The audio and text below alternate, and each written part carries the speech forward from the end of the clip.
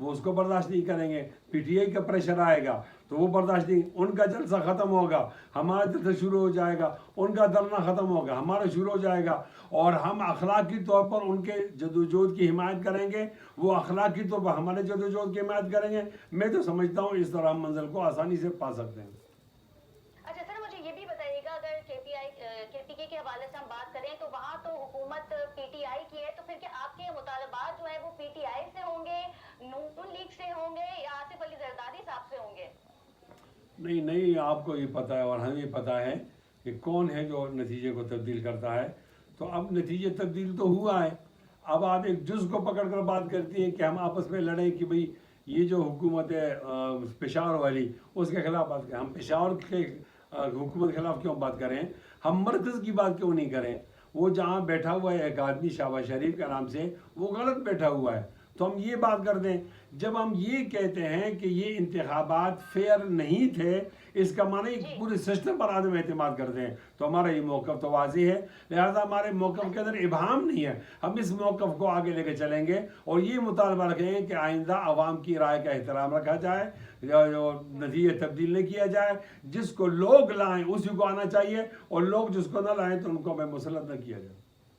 Sir, Punjab और सिंध में तो माजी में भी आपकी कोई नशिस्तें नहीं थी, और मुझे ये भी बताइएगा साथ ही साथ कि आपको क्या लगता है कि जो मौजूदा हुकूमत है ये अपनी मुद्दत पूरी कर पाएगी या नहीं, और अगर ये राह चलते ही हुकूमत खत्म हो जाती है तो फिर हम देखेंगे कि 90 डेज में जो है वो हम मुल्क पूरा का पूरा मुल्क जो है वो इलेक्शन की तरफ जा रहा है।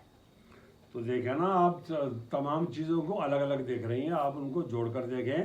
मुल्क में मईशत का बहरान तो है, इस मईशत के बहरान को आप जोड़ेंगे मुल्क के अमन के साथ, अमन होगा तो मईशत ठीक होगी, और अमन को आप जोड़ेंगे सियासत के साथ, और सियासत जुड़ी रहेगी हमारी जमहूरियत के साथ। जब जमहूरियत ठीक नहीं है तो तमाम चीज़ें गलत हो जाएंगी ना।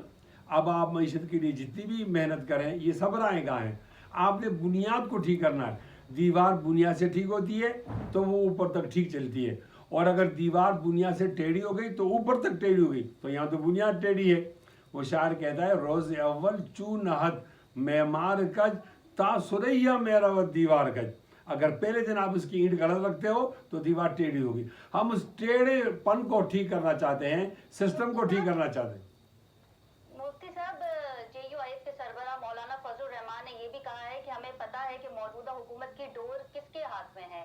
आप उसे थोड़ा इलैबोरेट कर सकते हैं कि वो किससे कहना चाह रहे थे? आपको नहीं पता, बहुत सादा हो, आपको बिल्कुल नहीं पता। सर, आपको पता है मेरा काम है सवाल करना, मैं नहीं सवाल नहीं, करती हूँ, मैं चाहती हूँ आप यानी जवाब ऐसा दें। तो नहीं है कि आप मुनकर नकीर हो, आपकी आंखें भी बंद हैं और आपके कान भी बंद हैं और आपको कोई बात नहीं है। अब जो आपको ही पता है, मुझे ही पता है, बस मैं ये कह सकता हूँ कि जो लोग हैं और ताकतवर हैं वो अवाम की राय को तस्लीम नहीं करते, उनको मैं पैगाम देना चाहता हूँ कि इस तरह गलती मुजीबुर रहमान के ज़माने में हुई, फिर मुल्क दो लख्त हो गया। खुदा के लिए इस मुल्क पर रहम करो, उसको टुकड़े में मजीद नहीं करो। सर, एक जगह तो मखसूस नशिस्तों का मामला है, फिर उसके बाद केस सुप्रीम कोर्ट में जाता है, फिर इलेक्शन कमीशन भी एक बड़ा इदारा है जिसे इग्नोर नहीं किया जा सकता। क्या लगता है आपको कि आपकी जमात को सबसे पहले जो मुतालबा है वो इलेक्शन कमीशन से करना चाहिए कि आया इलेक्शन करवाए जाएं?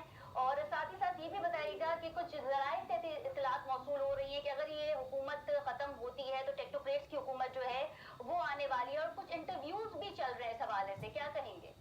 देखिए, हमें डराया न जाए कि टेक्नोक्रेट आते हैं या ब्यूरोक्रेट आते हैं या वर्दी आती है या मार्शल आता है, इन सब चीज़ों को हमने भुगता हुआ है, हमें न डराया जाए। और हमें ये भी न डराया जाए कि पैसे बहुत लगते हैं इलेक्शन पर। पैसे लगे ना, पैसे जब लगेंगे आपका मुल्क ठीक होगा। मैं कसम उठा कर कहता हूँ कि अगर आप ठीक फैसले करें, आपको IMF के बाद नहीं जाना पड़ेगा, हम अपने पाँव पे खड़े होंगे। पाकिस्तान अल्लाह ताला की बहुत बड़ी नेमत है, लेकिन क्या किया जाए कि वो आदमी जिसको चराग जलाना था वो चराग को बुझा रहा है। लिहाजा हम आइन की बात करते थे, आइन की बात करते हैं और करते रहेंगे।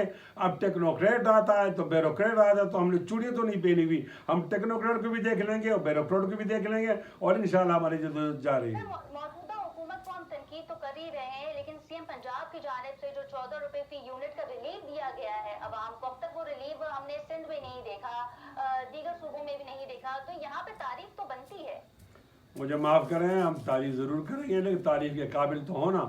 चचा जान को मरकज़ में बैठकर ये ऐलान करना चाहिए था, वो भतीजी साहब ने वहाँ कर दिया। تو کیا پنجاب والے مستحق ہیں تو اور صوبے والے مستحق نہیں ہیں؟ بجلی تو وفاق کی ہے، صوبے کی نہیں ہے۔ دیکھیں عوام کو ہم ان کی آنکھوں میں دھول جھونک دیں، یہ عوام اگر کھڑی ہو گئی پھر آپ کو 3 روپے یونٹ پر بیچنی ہوگی بجلی۔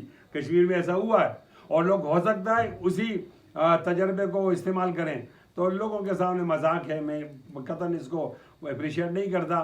ٹھیک ہے، اگر مریم صاحبہ نے ایک بات کی تو انگلش میں کہتے ہیں something is better than nothing, اس حد تک تو ٹھیک ہے، لیکن جو ریلیف دینا چاہیے تھا 2 مہینوں کے لیے نہیں، مستقل دینا چاہیے تھا اور بجلی کے مد میں دینا چاہیے تھا، وہ جناب شہباز شریف کا کام ہے، جن کو ابھی تک اس کی فرصت نہیں ہے۔ ظاہر ہے وہ کمپرومائزڈ آدمی ہے، وہ پوچھ کے اعلان کریں گے، تو جس سے پوچھا جاتا ہے تو انہوں نے ابھی ہاں نہیں کی ہوگی، تو یہ ان کی مجبوری کو میں سمجھتا ہوں۔ اچھا سر، مجھے یہ بھی بتائیے گا، کیونکہ اب آپ پی ٹی آئی کے ساتھ الائنس میں تو نہیں ہیں، آپ اپنی جدوجہد اکیلے جاری رکھیں گے، آپ کی جماعت اکیلے جدوجہد کو جاری رکھے گی، لیکن اکیلے آپ کس طرح چلائیں گے؟ کیا اسٹریٹجی ہے آپ کی؟ کیا ہم دیکھیں گے کہ جماعت اسلامی کی طرح ایک دھرنے کا سلسلہ جو ہے وہ شروع ہو رہا ہے، یا پھر ایک پیغامات کا سلسلہ جو ہے وہ شروع ہوگا نون لیگ کی حکومت سے یعنی شہباز شریف سے؟ محترمہ، جو تحریک چلتی ہے وہ اپنے راستے خود متعین کرتی ہے اور طریقہ کار بھی متعین کرتی ہے۔ آپ ہمیں جانتے ہیں، ہم ابھی تو نہیں آئے ہیں، یا سال 2 سے تو یہاں نہیں ہیں، ایک زمانے سے یہاں پڑے ہوئے لوگ ہمیں جانتے ہیں، اور جب ہم ہاتھ ڈالتے ہیں تو بکات ڈالتے ہیں۔ جب تحریک چلے گی تو پھر آپ وہ تحریک خود طے کرے گی کہ کس طرح آپ شہباز شریف کو گھر بھیجتے ہیں۔ اور ابھی آپ کے ساتھ مثال ہے نا حسینہ واجد کی، تو آپ بتائیں حسینہ واجد میں شہباز شریف میں کیا فرق ہے؟ جو کچھ حسینہ کے ساتھ ہوا وہ انشاءاللہ یہاں شہباز کے ساتھ ہو۔ جو کچھ بنگلہ دیش میں ہوا، آپ کو یہ لگتا ہے کہ وہ پاکستان میں بھی ہو سکتا ہے؟ ہو سکتا نہیں، ہوگا۔ آپ شک کی بات کرتی ہیں، پتہ نہیں آپ کہاں سے آئی ہیں، میں یقین کی بات کر رہا ہوں، ہوگا، اس طرح ہوگا، یعنی اٹ از پرفیکٹ، میں بھی نہیں۔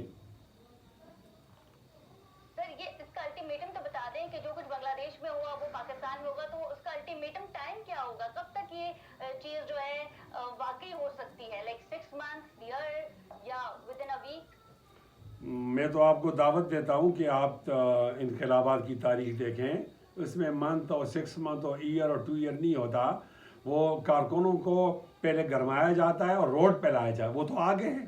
اب ہم حکمرانوں کی غلطی کا انتظار کریں، اللہ تعالیٰ کے کوئی میجر غلطی کرے اور ہم آئے اور یہ حکمران چلتا گئے حسینہ واجد کی طرح، اور انشاءاللہ اس انقلاب کو اب کسی کا باپ بھی نہیں روک سکتا۔